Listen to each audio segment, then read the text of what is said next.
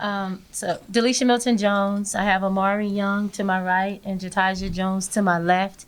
I just want to say that we are so proud of every individual attached to our program. We are so proud to represent this conference. We are so proud of the opportunities that were presented to us. We had a great time while we were here. We put forth our best effort. We just fell short in the end.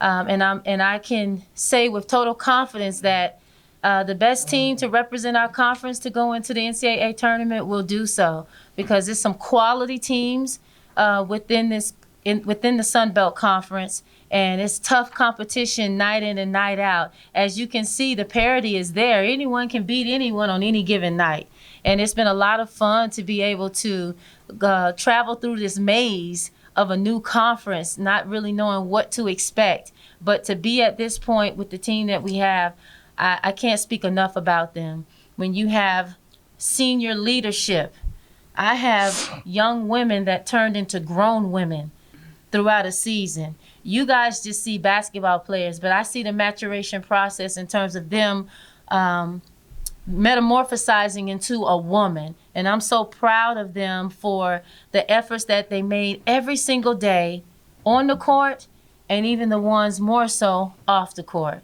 So ODU women's basketball, I feel like we left our mark, and I feel like everyone that had an opportunity to play against us can hang their hats confidently on the fact that we're going to give you our best effort for every minute that we're out on the court. Open for questions. Go ahead, Bruce. Coach, can you talk about the effort the team showed to battle back there in the third and early in the fourth to tie the game up after trailing for most of the game? Yeah, so we were in a situation where we were down 11 at one point, and we had to take a hard look as to why. It wasn't that JMU was doing anything spectacular or different from what they always do. It was more so about the things that we were doing or allowing them to do. We weren't dictating enough on the defensive end, and they were able to get to their comfort zone within their skill sets. If she likes to go left, we let her go left. If they like to shoot threes, we let them shoot threes. We gave up transition buckets that we usually shut down. We take away those opportunities from teams. So we had a few kinks in our armor that showed up in the worst way in the most pivotal moments. But I'm proud of the fact that we had that conversation. We regrouped. Everyone re-energized themselves, and we made some substitutions, and we were able to get tremendous contributions from players that might have gotten limited minutes throughout the year. But as we stated in the locker room, that is a telltale sign of a good team, where you can come in the most crucial moments and sub in for someone that averages 30 plus, and you can fill in that cog, and the machine still runs. Over here. Harry Minnie from ODUsports.com. If both players and Alicia, if you could sort of, I know this is frustrating, just speak to the frustration of not winning this game, because I know y'all wanted to go to the championship. Yeah, we had that was the goal. That was the goal. It was championship or bust. We understand that we're a one-bid conference. I think that things need to be restructured in terms of the NCAA, because there are some mid-majors out here, high mid-majors, that are doing tremendous work and have storied programs, and they should be allowed to have more than just one representative from their conference. And I think the Sun Belt has that. It has the capabilities of having more than one team. But today was frustrating because we had our sights set on winning and calling ourselves champions and wanting to do it in a stellar fashion, not only for all of our seniors, but in particular for Amari Young. Going through everything that she's had to go through with her family and losing her father, during the Christmas holidays, right before the New Year, her being able to showcase the character that she has and just put the woman on display and be able to come in here and still nurture and be unselfish and give in a moment where she probably needed more people to give to her. So disheartening, yes, but we still can hold our heads high because we know that we gave our best effort. We don't have any regrets, none whatsoever. We fought to the bitter end. We just didn't come up on the winning side this time. Amari, if you could respond. So, Um, Yes, a little frustrated because, we did have our eye on the championship. However, I thought, after the game, I thought I would be upset or crying or mad. But really, I told them, like I told them before, I can take a loss, when I know we give it our all, and I know we gave it our all, and I know we left it out there on the floor. So I'm really not, I'm upset that we lost, but I'm proud of my team. Same here. Um, yeah, I'm pretty much like Mar. I'm not crying. I was expecting to. I was expecting to be holding my head down. And honestly, like I said a few days ago, I'm just out there to give it my all. I don't want to go home. So, hey, it's a tough loss, and I know we could beat them. Like, we literally came all the way back and had an opportunity to beat them with 6 minutes left. It's tough. Coach Paul Chestnut, Fox Sports, Pensacola Radio. So what did you tell your team afterwards, and also share with us moving forward here for Old Dominion basketball? What the outlook looks like? So after the game, I told each and every one of them that I love them dearly and I appreciate them immensely for everything that they have done. Through the good days and the bad days and the tough days, everyone stayed resilient. Everyone stayed together and they kept believing in the vision and they kept trusting in one another. And that's something as a coach that you really do want your team to know how much you appreciate that. In this day and age, it's so easy for players to fall out of love with the game and not have an interest in the coach in terms of who they are as a person.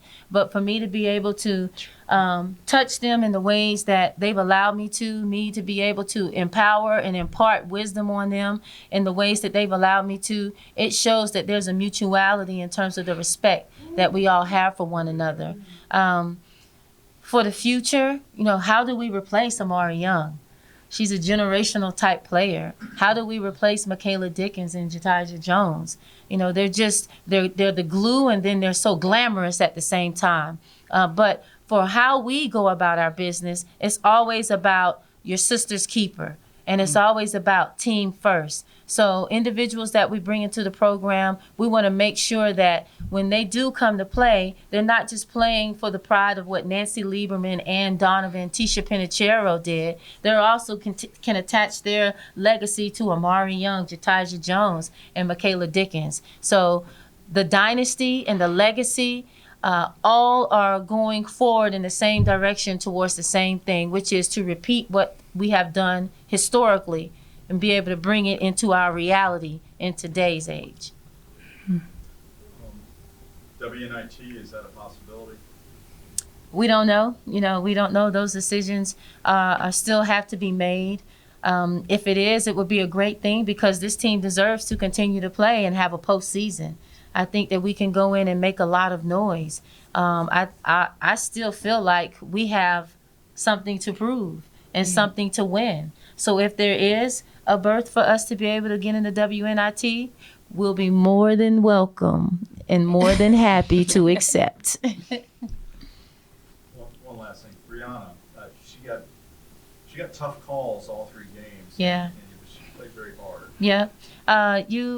Brianna, she's that, every coach has that one player that just has that special place in their mind and in their heart. And that's Bree for me. But I have to say, she has showed a gutsy performance. It's not easy being a woman of the paint. It's not easy at all. It's physical in there. You may not get the benefit of the doubt because when you look at the Sun Belt Conference as a whole, it's a guard-oriented league and it's very fast and aggressive and explosive, and you have guards playing out of position as posts. So for her to get in there and battle the way that she does, a lot of the times things are going to go away because she likes to meet that physicality with physicality, and she likes to be aggressive in terms of her shot blocking, so it puts her in compromising positions. But I love that young lady, and I appreciate her for what she's done, and she shouldn't hang her head down for 1 second because she too left it all on the floor. And then one final one for both the players. Hearing your coach, she really believes in you all. What does that feel like? And I know it's very short after this game, but this season, this team, what does it all mean to you both? Having Coach D, believe in us means a lot. Even from the beginning, she said she had a vision from preseason when we got together for the first time. We met in the summertime, and to see us have our ups and downs and our lulls, and see it come in fruition. It's been a great experience this year. I really wouldn't rather be on any other team and spend my 5th year with anybody else. I would say it's like a trust factor. Like for me in the beginning, I came in, my walls up, like I'm like, I don't know, but I'm gonna stick it through, And like as the year went on, she just pretty much kept telling me, I believe in you, keep going, keep getting in the gym, keep focusing on your craft, like everything. And so now, hey, it showed up. So it's belief and the trust factor for me. I mean, like I said in the other press conference, what other coach you rather have? You can't get this everywhere. So